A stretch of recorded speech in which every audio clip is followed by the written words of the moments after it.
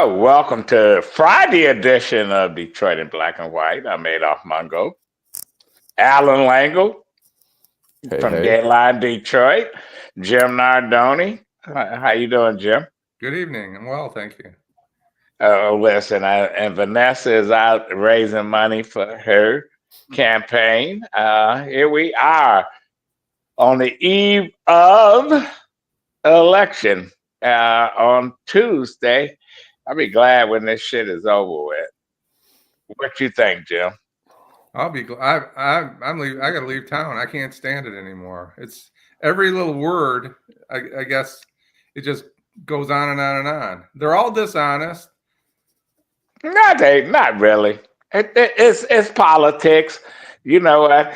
I have learned to love Festus Hagen, Chester Good, Miss Kitty, Sam, because I'm not gonna watch. I tried to watch the news today, early in the morning.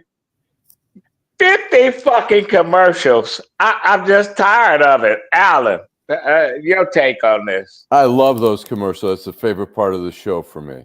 I'm kidding. No, I think they're all.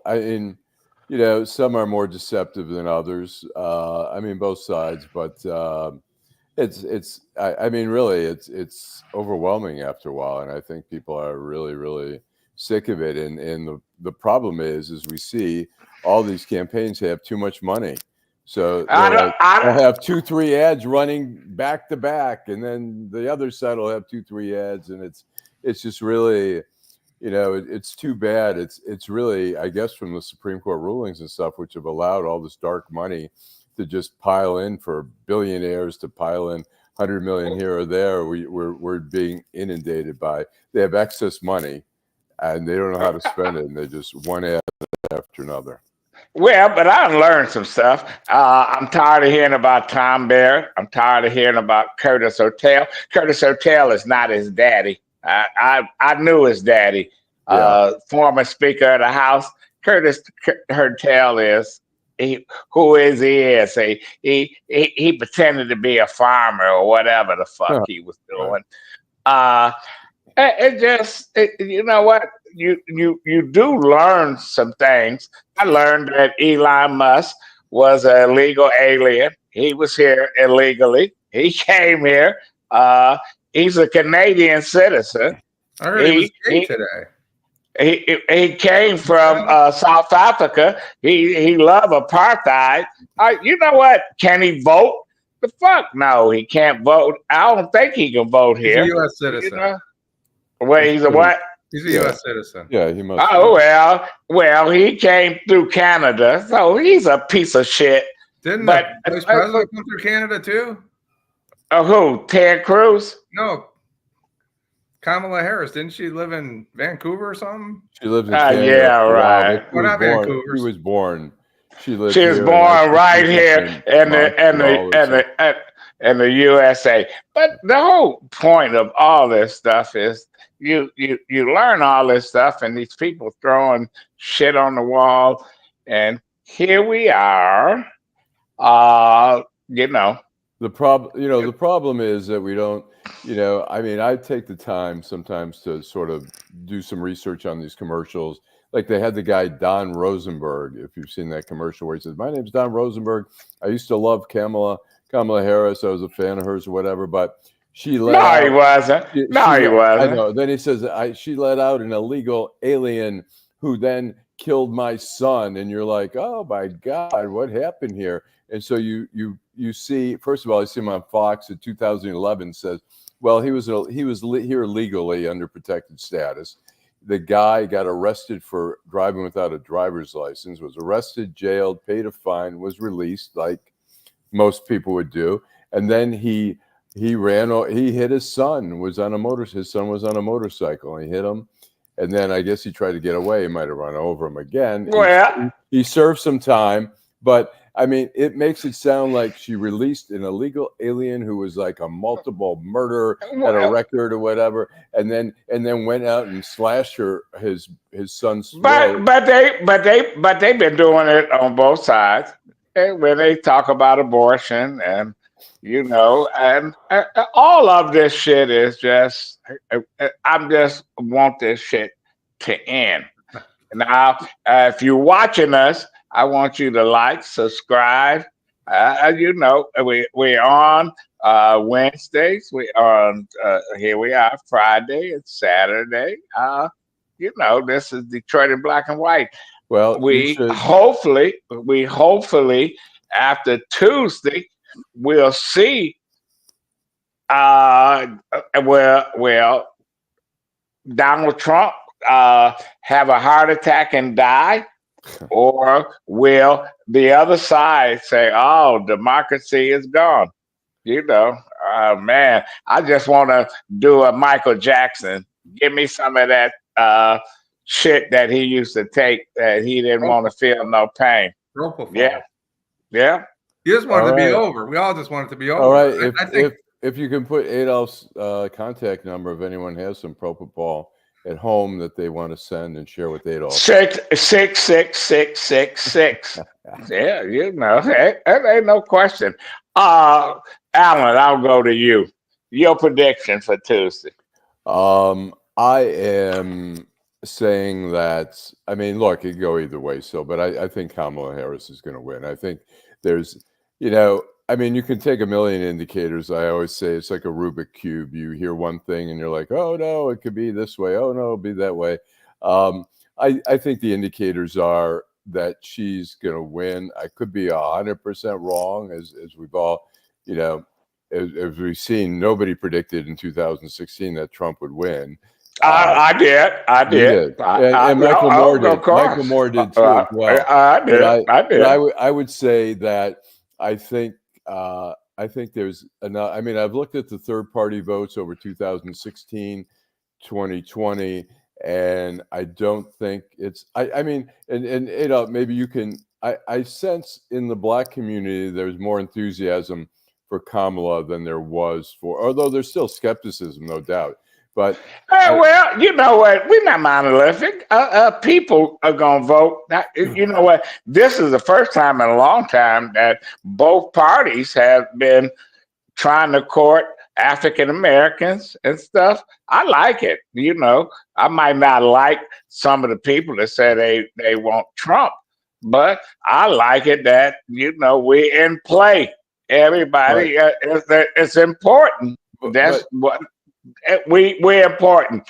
Democrats got to work to get the vote. Yeah, they got to work on it. I agree with that. But look, when you say you're not monolithic, I mean, look, there's the Jewish vote. I mean, probably 80% of the Jews are going to vote Democratic. The same thing with blacks. So you may not be monolithic. You're saying that every person doesn't think the same, but there are certainly groups that are more leaning toward one party or the other. Some groups. Jim, your take on Tuesday, Jim. So the election is another way to divide people by classifications, whether it's color or race or religious background, or that's kind of ridiculous. If you think about that, where are we if we have to be that way?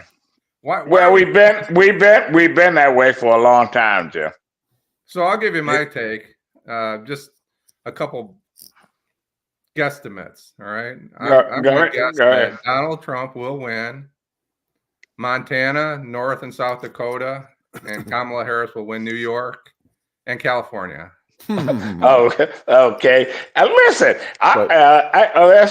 yeah, you're right on that. You playing it safe because we know what's happening. I'm trying to figure out, and tell me, Allan, you follow this shit. Why would Donald Trump go to New Mexico, a solid blue state, and he said, "I'm here because I want the Latinos or the Mexicans to know, I'm with you." I think is that a bad move? Is that a bad move? It's probably a wasted time at this late stage of the game, but he's trying to also sort of make up for the Madison Square Gardens thing. So he's going to a state that he really has no chance. So he's kind of like, yeah, whatever. He goes, there's obviously a lot of Hispanic, Latino in New Mexico. And he's just going there to kind of say, hey, I care about the Latino vote, even though they don't care. They're not going to be that strong leaning toward him. But I think, look, he's gone. Why did he do the thing in New York City? I think just because he likes New York City's the center of the world, and he likes to be the center of the world, and that's why he had it. Well, I don't have a problem. I don't have a problem with him going to New York City because he's getting attention. Now, Right. listen, Well, he understands the game real well. I'm not going to win New York, but shit. Listen, I'm trying to get media attention, etc. But I just think it backfired when he had all these crazies getting up there. Rudy Giuliani, he was like the Haitians. They need to go back to the jungle. They're eating all the animals, the dogs, and the cats and shit. Where you get these folks? The only thing that was missing out of that was my pillow. Him masturbating on a pillow. Shit, they missed him. Shit. What about the environment? How much damage do we do the environment in these campaigns? You have all these people, Tulsi Gabbard and RFK and Liz Cheney. They're flying all over the country in these private jets, these not little tiny jets. What about the young people? Young people care about the environment. And do they? Do they? I think they do. I think they do. And I think that that's where the vice president's doing well. I think she's going to get a lot of the young people. Trump's talking about drilling, and we talked about it before. He doesn't need. There's enough damage done to the environment. We've done enough trying to go to the Anwar and dig up there to get some more oil and people. And we look at the hurricanes and stuff, and Trump just dismissed it. Oh, FEMA not going to do shit for you. All that stuff. These people, how many people we lost in both of the hurricanes in Florida and North Carolina, Georgia, all these places down there. And these folks are still saying, oh, no climate change. There's no problem. I think what you also have with all the climate change that is happening in this extreme weather patterns is that, we're already seeing in Florida where people are having a hard time getting insurance, and that's the same thing that's going to be happening in North Carolina, Georgia, the Gulf Coast, Louisiana, and you can't your most valued possession, your home, if you can't insure it. You could have a, $200,000, $300,000, $400,000 home just vanish, and there goes all your, equity without any insurance. I don't know how that's going to be resolved, but it's an issue. Well, anyway, on the city front, I see that the mayor has appointed a young lady as the new deputy director. Allan, your take? You know what? I wrote a little something about her in Deadline Detroit. She sounds like she's been a community activist, that she's been very active in development and in the community and stuff like that. From the paper, she sounds, on paper, she sounds pretty good. I don't know anything really about her. Well, that's probably your new candidate for lieutenant governor. Listen, Duggan playing chess, and what is he? Bobby Fischer. He's making those moves and doing his thing. I'm excited for the interim. Why are you excited? What about the? Go ahead. No, I think he's a bright young man, and I think he's going to do a great job. He's got 27 years experience, and then he's moved on to the mayor's office. He knows what he's doing. I think that the residents of Detroit should be thrilled that he's the new. Is he a dark horse for mayor? Oh, he could be. I don't see why not. I'd like to see him stay in that role of police chief for 4 or 5 or 6 years. He's a young man. So. How young is he? What's his age? I think he's in his early 50s.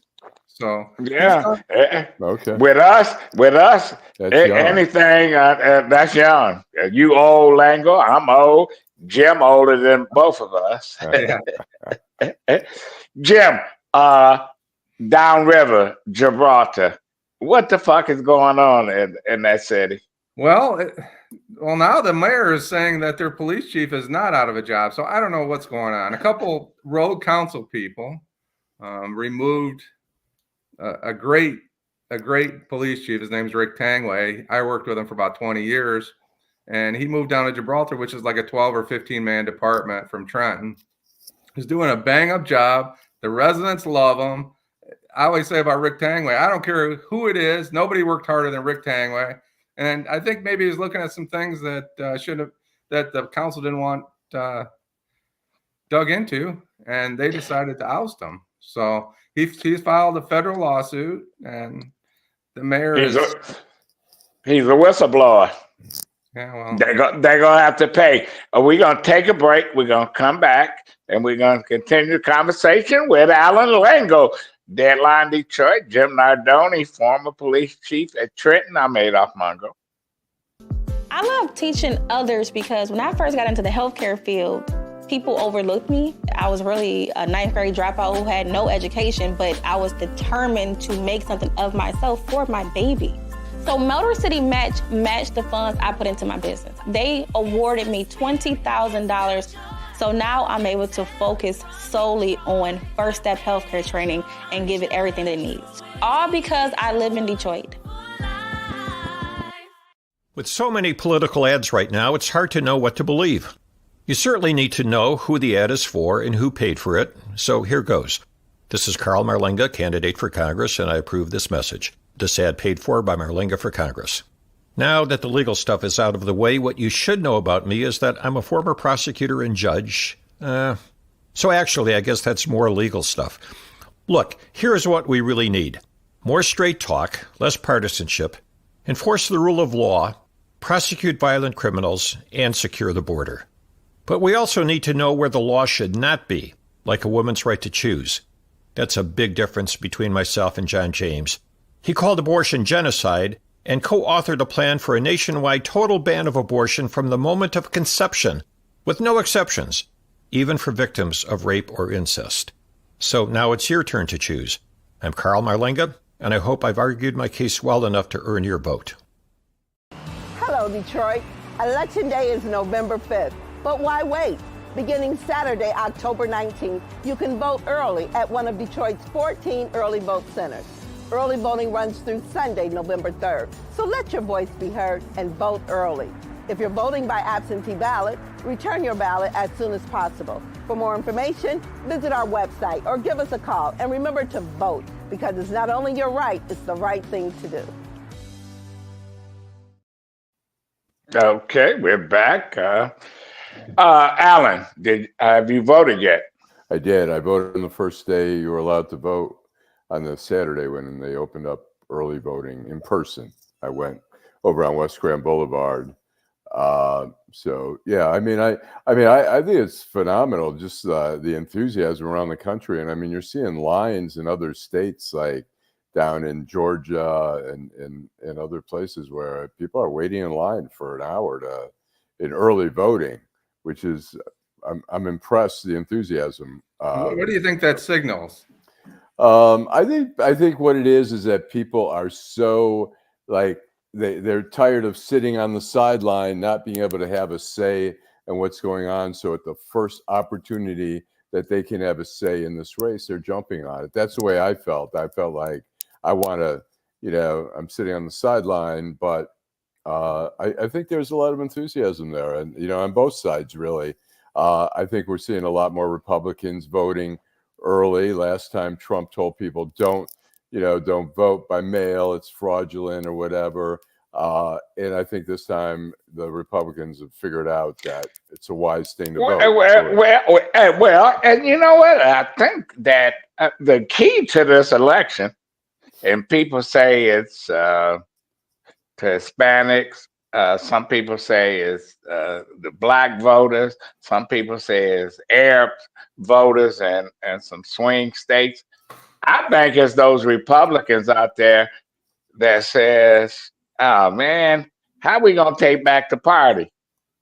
And you see a lot of high profile Republicans, listen, Republicans that I hated these assholes.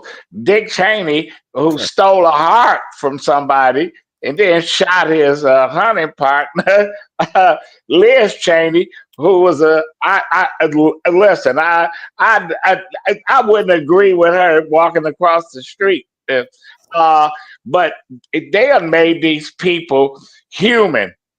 And all these folks are saying, well, I don't agree with Harris, but I'm going to vote for her. Jim. Oh, go ahead. Well, interestingly enough, Wyoming, she was a congressperson from Wyoming. I think is there one congressperson and two senators from Wyoming? Yes. Listen, they got two people in Wyoming, but you know what? They are icons in Wyoming. For the record, 576,000 people, I think, live in Wyoming. Less than in D.C. Right, which has no senators, has a delegate who can vote in committee but can't. And the same in Puerto Rico, but Puerto Rico shoot themselves in the foot because you have a movement in Puerto Rico that say we want to be independent. You got others say leave it the way it is, right. Whatever. But Jim, you voted. Yes, I have.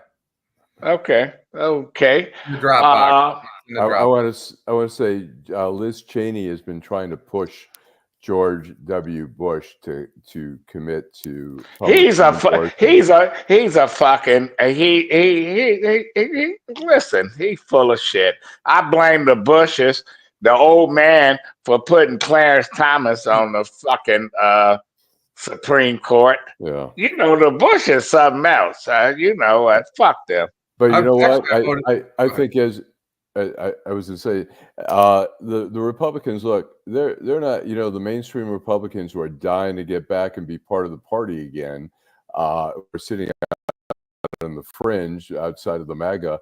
They're going to start their own party. If Trump gets elected, they're not going to wait another 4 years to have some influence, and they don't want to align themselves with Trump. They're going to start a third party, which may be a good thing, Well, but I have to get those Republicans that have went rogue and say, you know what, enough is enough. Maybe this is the time where a third party become a reality and shit. Trump went to the bottom of the barrel.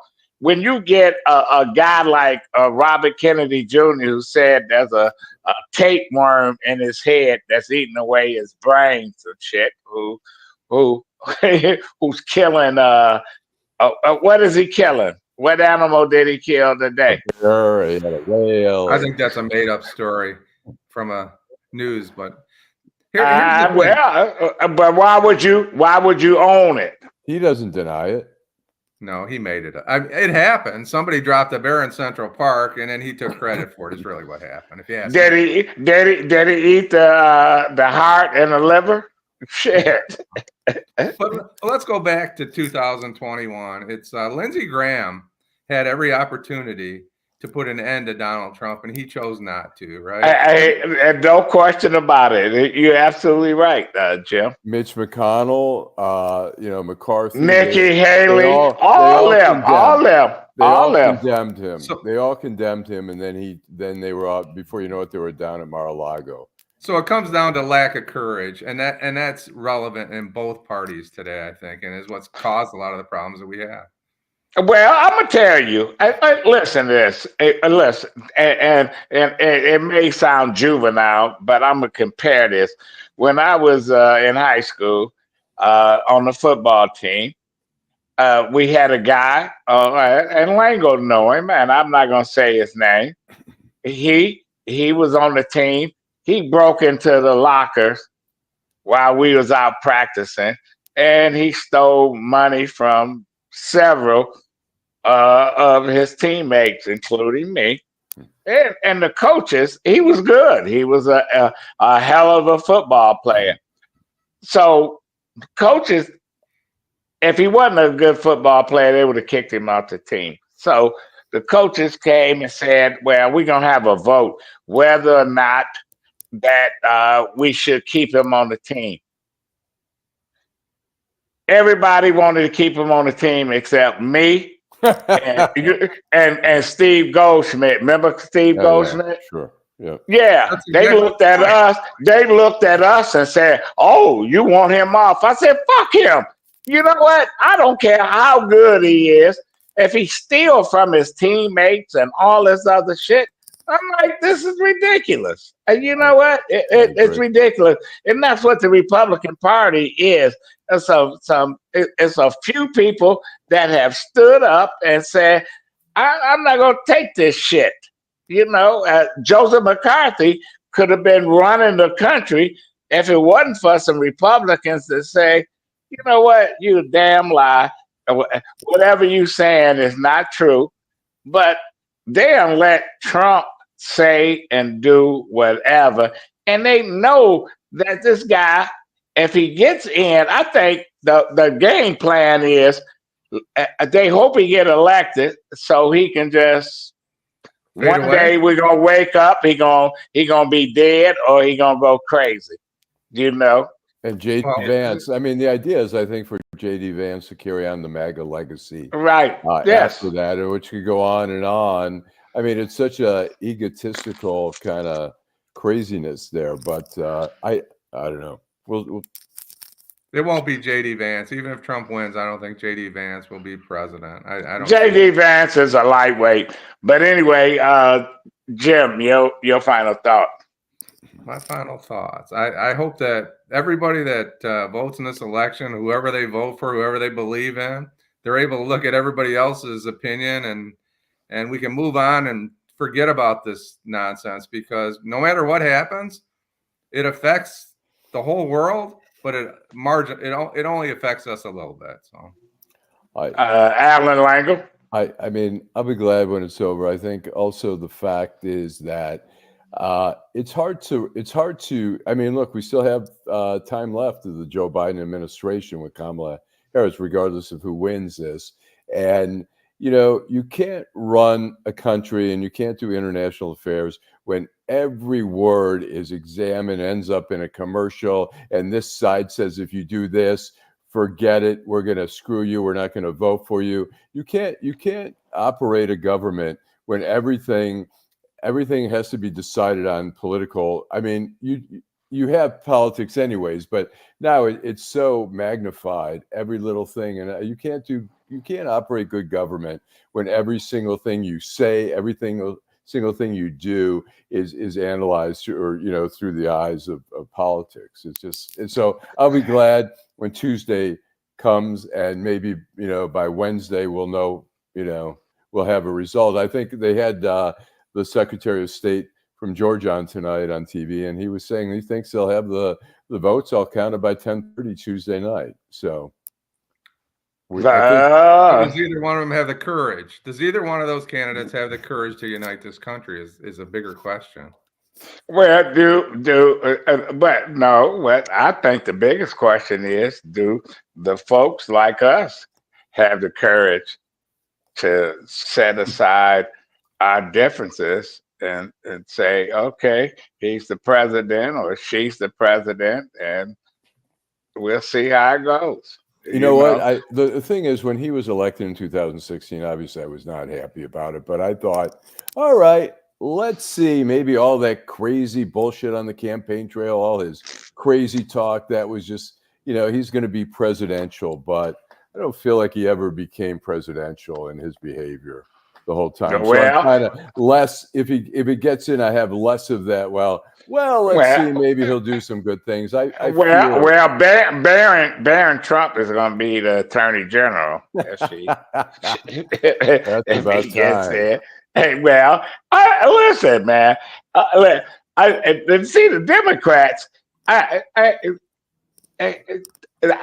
can just smack them in the forehead because I could have had a great time running these great ads against the Republicans, because you know what? And they didn't. They some wimps. And we'll see. Hopefully, Harris wins.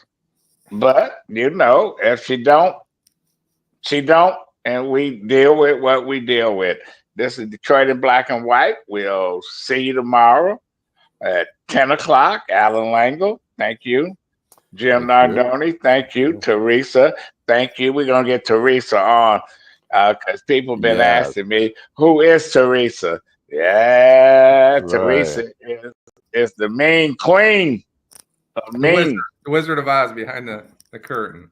Ain't no question. Good night. Have a good night. Thanks, everybody, for